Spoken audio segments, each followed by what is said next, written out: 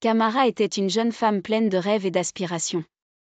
Elle vivait dans une grande ville où les standards de beauté étaient omniprésents et impitoyables.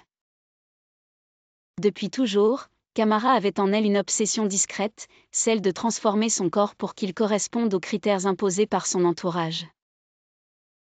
Un jour, en feuilletant un magazine, elle tomba sur une publicité intrigante pour la clinique esthétique Bodyform, dirigée par la réputée Dr Vivien.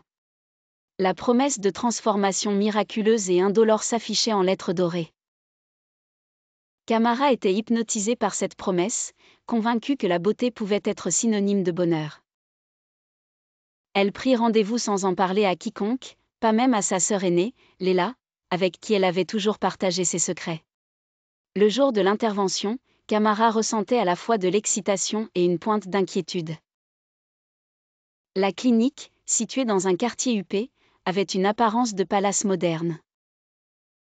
À son entrée, elle fut accueillie par un personnel souriant et rassurant, ce qui dissipa ses doutes initiaux.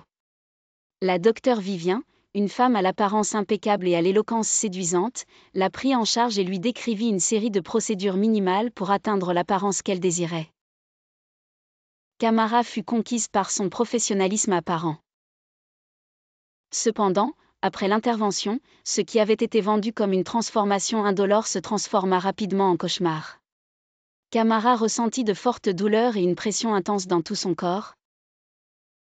Mais c'est sa silhouette qui subit le changement le plus radical. Ses fesses commencèrent à enfler de manière incontrôlable. Chaque jour, le miroir lui reflétait une image de plus en plus difforme, éloignée de son idéal tant fantasmé. La douleur constante et la crainte de l'inconnu la plongèrent dans un abîme de désespoir. Voyant la détresse de sa sœur, Léla décida de mener l'enquête.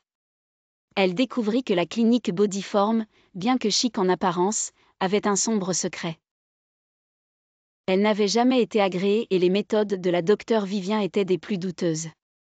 Sous le vernis de l'élégance et du professionnalisme, Léla découvrit que la clinique utilisait des substances non testées et qu'elle profitait de la naïveté de jeunes filles en quête de beauté parfaite. Motivée par l'amour pour sa sœur et un sens aigu de la justice, Léla rassembla les preuves nécessaires pour confronter les responsables. Grâce à l'aide d'un avocat courageux, elle parvint à porter l'affaire devant la justice. Le procès révéla au grand jour les pratiques illégales de la clinique, et la docteure Vivien se vit condamnée à plusieurs années de prison. Cette épreuve, bien que douloureuse, devint pour Camara un parcours de résilience.